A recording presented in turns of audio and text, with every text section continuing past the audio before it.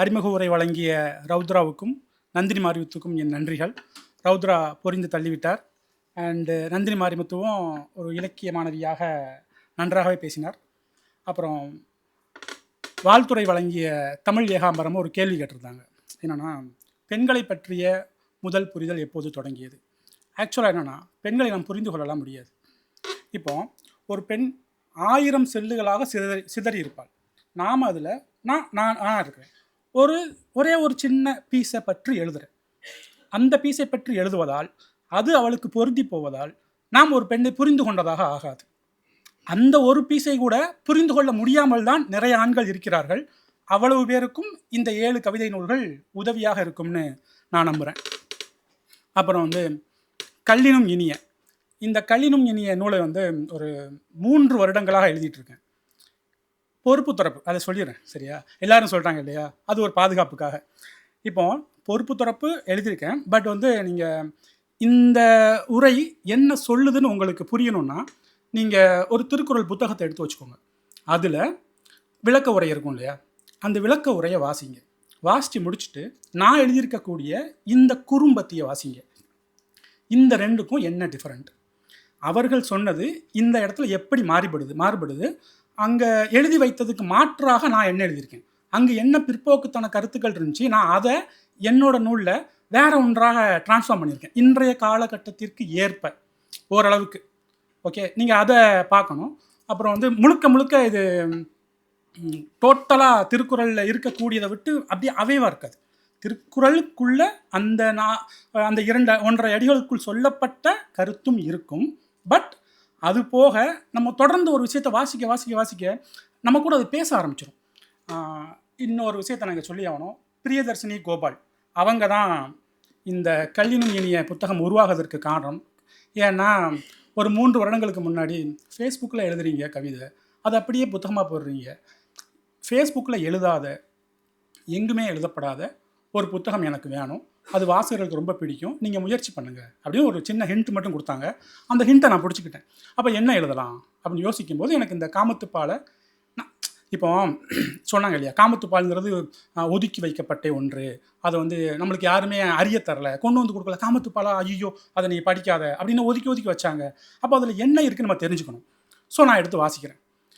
இப்போ அந்த பொருள்களை வாசிக்காமல் நான் குறளை வாசித்து அதுக்கு அறிஞர் பொருள் தேடி அது என்ன சொல்ல வருதுங்கிறத நான் புரிஞ்சிக்க முயற்சிக்கிறேன். அப்படி புரிஞ்சிக்க முயற்சிக்கும்போது எனக்கு ஆன்றோர்கள் எழுதுனதில் என்னால் உடன்பட முடியலை. இது எனக்கு எங்கேயோ எனக்கு மாற்றாக வருது, என்னால் இதில் கனெக்ட் ஆக முடியலை. அப்போது நான் எனக்கு கனெக்ட் ஆகிற மாதிரி நான் ஒன்று எழுதுகிறேன். அதனால தான் அந்த பொறுப்பு துறப்பு. ஸோ டோட்டலாகவே கிடையாது, ஓகேவா? ஸோ அப்படி எழுதுகிறேன். அப்போது நம்மளுக்கு என்ன சொல்லியிருக்காங்க, காமத்துப்பாலுங்கிறது காமத்தை பற்றி பேசுவது இல்லவே இல்லை. காமத்துப்பாலில் காமத்தை பற்றி நேரடியாக பேசக்கூடிய குறள்கள் ஒரு 50 மட்டும்தான் இருக்கும். 25 அதிகாரத்தில் 50 குறள் தான் காமத்தை நேரடியாக பேசுது. மிச்ச 200 குறள் என்ன பேசுது? தலைவன் பிரிந்து போனதை பற்றி, தலைவி வாடுகின்ற துயரை பேசுது. ஆச்சரியமாக இருக்கும். அப்போ உள்ள ஃபுல்லாக துயர் தான் இருக்குதா? ஆமாம், துயர் தான் இருக்குது. நீங்கள் நினைக்கிற மாதிரி ஃபுல்லாக செக்ஸுவலைஸாக ஆகப்பட்ட ஒன்று கிடையாது. அதுக்குள்ள ஒரு காதலனை பிரிந்து விட்ட வழி இருக்குது. நீ என்ன செஞ்சுட்டு போயிருக்க அப்படிங்கிற ஒரு பெண்ணின் கதறல் இருக்குது. அந்த கதறலின் வழியாக ஒரு பெண் தன்னை முன்வைக்கிறார். அதுதான் அப்போது நம்ம வாசிக்கும் போது தான் தெரியுது, ஓகே, காமத்துப்பாலுங்கிறது முழுக்க செக்ஸுவலிஸ் கிடையாது, அதுக்குள்ளே வேற ஒன்று இருக்குது. அப்போ நம்ம அதை கரெக்டாக கொண்டு கொடுக்கணும். இப்போ ஒரு இடத்துல வரும், அதாவது நீ இல்லாமல் நான் எப்படி வாழ்வேன், நான் செத்து போயிடுவேன் அப்படிங்கிற மாதிரி ஒரு குறள் விளக்கங்கள் இருக்குது. எனக்கு அதில் ஒத்து வரல. நான் அதை மாற்றி எழுதுகிறேன்.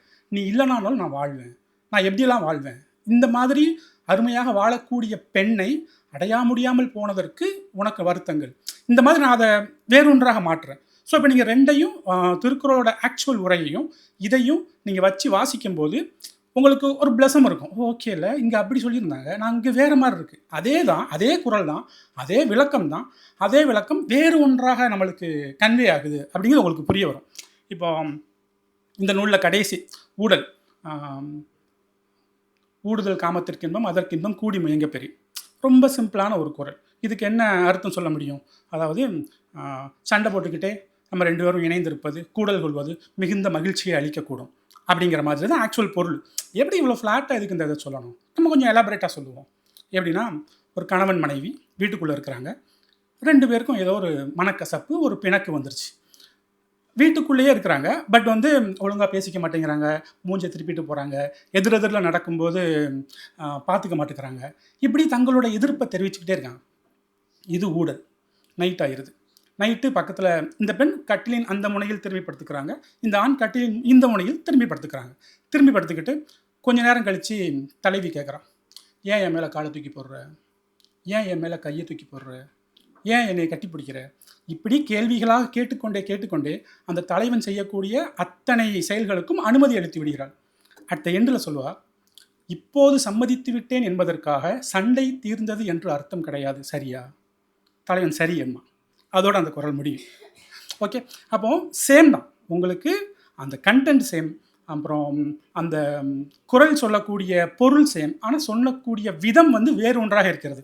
அந்த விதம் வேறு ஒன்றாக எழுதும்போது கொஞ்சம் இன்டென்ஸாக எழுத வேண்டியிருக்கு. என்ன வள்ளுவன் இவ்வளவாடா சொல்லி வச்சான் அப்படிங்கிற மாதிரியே ஒரு கொஸ்டின் வரும். அந்த கொஸ்டினுக்காக தான் பொறுப்பு தரப்பு. அதனால் நீங்கள் இதை வாசிக்கக்கூடிய யாருமே அப்போ தோணும்ல, நீ தான் வள்ளுவன் சொன்னதே எழுதுலையப்பா, அப்போ ஏன்பா நாங்கள் இதை வாங்கணும் அப்படின்னு ஒரு எண்ணம் வரும்ல. அந்த எண்ணம் வந்துவிடக்கூடாது அப்படிங்கிறதுக்காக நான் இதை சொல்கிறேன். அல்லது யாராவது அப்படி நீ என்ன தான் எழுதிட்ட அப்படின்னு இந்த கல்லினம் இனிய கூட போட்டி போடணும்னு ஆசைப்பட்டீங்கன்னா ஒரு புத்தகத்தை எடுத்து வச்சு வாசித்து இதுக்கும் அதுக்கும் என்ன வித்தியாசம் அப்படிங்கிறத கண்டுபிடிச்சி சொன்னால் எனக்கு ரொம்ப ஹாப்பியாக இருக்கும். அண்ட் நிகழ்வுக்கு வந்திருக்கும் அனைவருக்கும் என் மனமார்ந்த நன்றிகள். தேங்க்யூ.